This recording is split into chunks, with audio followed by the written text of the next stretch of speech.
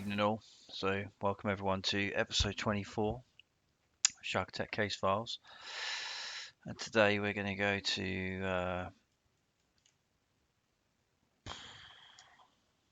not Australia again.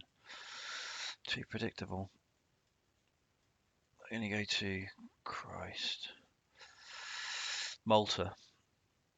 So yeah, Malta is this Mediterranean island here, just below Sicily, above North Africa, in the Mediterranean. We're going to go to this bay here, St Thomas Bay in Malta.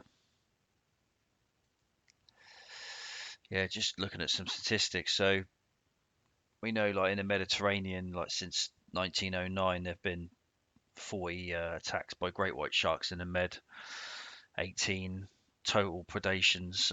So yeah, we know from previous videos, from the Luciano Costanza attack off Italy, we know all these fatalities in the Med are predations. The person is usually completely eaten. I think mainly due to the prey. Great white sharks in the Med feed on dolphins mainly, dolphins and tuna, because there's no seal populations in the Med. There used to be some monk seals, but never any sort of meta populations of seals. So Malta's actually had 5 documented fatalities and 2 non-fatal attacks. First one was 1890, and the last one was 1956. The last attack was 2010, just on a guy on a surfboard, on a windsurf, sorry. Yeah, and we only do one video on Malta, so this is like the history of great white shark attacks in Malta, because these are all great whites. So there's one in February 1890. This was watercraft. Yeah, and apparently a boat capsized, and two of the men were fatally killed by a great white. And then again in 1907. 2 fishermen, apparently they were arguing, father and son arguing. They fell overboard, and they were snapped up by a 6-meter great white, which is obviously a big shark, close to a 20-footer, getting that way. And then in 1956, there was an attack in St Thomas Bay, which is the one we're going to look at, the case file. Jack Smedley, he was 4-year-old male. He was attacked fatally by a large great white. And then in 1956, also there was an incident, non-fatal incident, involving occupant of a boat. And apparently, one of them later died of shock in hospital, but obviously that's not directly shark related. And then in 2010, as mentioned, there was a windsurfing incident where a sail was bitten when a guy went down by a 3-meter great white. So that's like the history of the attacks. But before we get into the case files, it's just worth noting that one of the largest sharks ever recorded or ever caught was caught off Malta in 1987. So in April 17th, 1987, Alfredo Kutajar was a local fisherman, and he was fishing off a small 16-foot boat. And he managed to actually hook this absolutely ginormous shark. And this shark was reported to have measured 7.32 meters, which is like 23.7 feet. Yeah, and weighed like in excess of like 6,000 pounds. Yeah, so this is one of the biggest sharks ever sort of corroborated. Although there's some conjecture over the side, but as the size of the shark. But when they cut this shark open, it had a 2-meter intact blue shark in his stomach. It had a dolphin, 2.5-meter dolphin, bitten clean in half, and also a 70-centimeter turtle in his stomach. Yeah, and I mean this huge shark, you can see it pictured here, various stages of death, and these are the jaws of this shark. It's an absolute monster. Obviously, it's unfortunate that they killed it, which is never good. It's old female shark. That didn't deserve this fate. But yeah, I mean this shark was also, scientists talked about this shark for many years, and I mean they interviewed this guy. There's a documentary on YouTube jaws of the Mediterranean. They actually interviewed this fisherman, Alfredo Cuellar, a guy who caught the shark, and another guy there. And they measured this shark twice. Once when it was hanging up, once when it was flat on the quayside, and they claim it measured 7 meters when they measured it twice. So, and then they later took estimates of the jaws as well, like the teeth and the distance between the teeth, and yeah, they made some estimates, and although you can't say 100% that this was a 23 footer, that it was close to that. Although the lower estimates reckon sort of 6.5, 6.8 meters. So yeah, just so like in 1987, these size of sharks were still there, feeding on sort of tuna and dolphins. But just getting into this attack.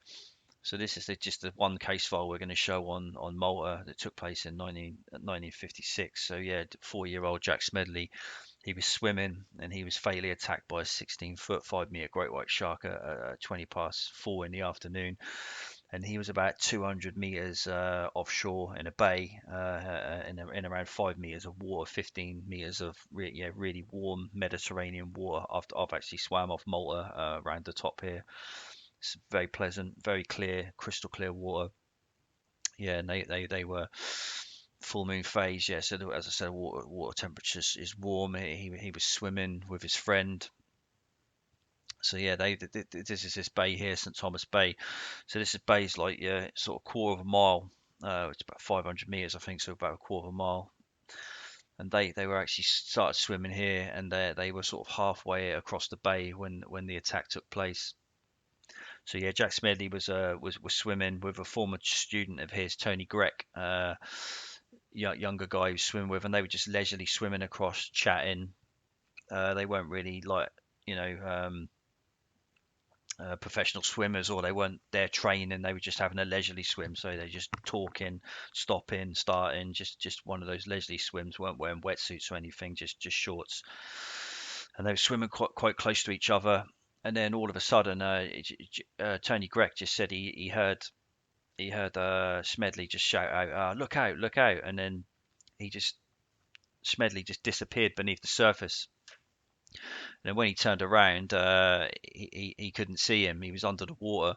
And then next thing, Tony Greck said that he just felt something brush past him, and he sort of fell down, and he said he just had like this large black fish was underneath him, and he put his hands out, and he said he could feel it. It felt like a wet horse.